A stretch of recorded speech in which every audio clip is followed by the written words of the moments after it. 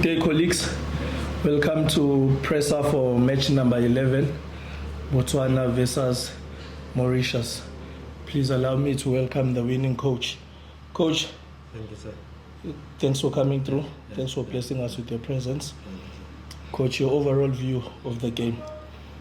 I think our boys responded today, and we came back from the suffering we had the last game. It was fortunate for us to again motivate the boys to say we still have some more games to play, and the previous game was a learning curve, and we should take what we've learned from the previous game to the next games, and if we do that and focus on the game, we will do better. No, thanks, Coach. Colleagues, you have the floor. Coach, every time after winning possession, your players always wanted to counter-attack quickly, but most of the time they lost the ball. Why didn't they play at least? Yeah, we maybe it's us, the technical team, which we actually want. That was the plan.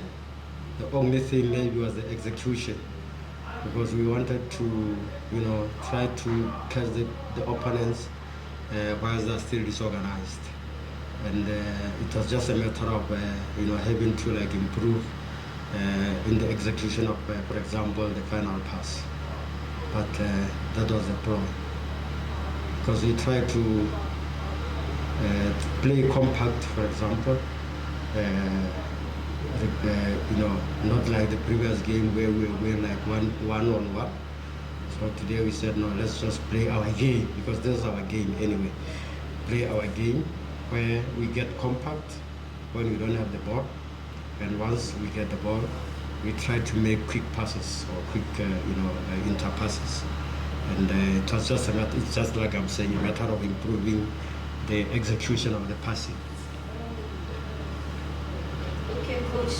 In the first half, I learned that most of your midfielders were compact, even in possession, so that the fullbacks can go forward. But mostly your fullbacks were, I don't know whether they were scared to go forward, and you had no width. So don't you think it's another it's a problem that you could have solved? Because I don't think Mauritius were posing a threat on you. From having played the previous game and having lost with that margin, sometimes even when the players, realize or see the opportunity, they sort of been afraid, because they say, probably anything can happen. And you could even see in the second half, Mauritius threatened. They threatened, and all those moments happen, and players become scared, especially after having lost the previous game. So they were cautious, let me put it that way. Yeah, but that's true. That's what was happening. No, thanks, colleagues. Coach, lastly from my side, on your first game you mentioned a lot that you suffered.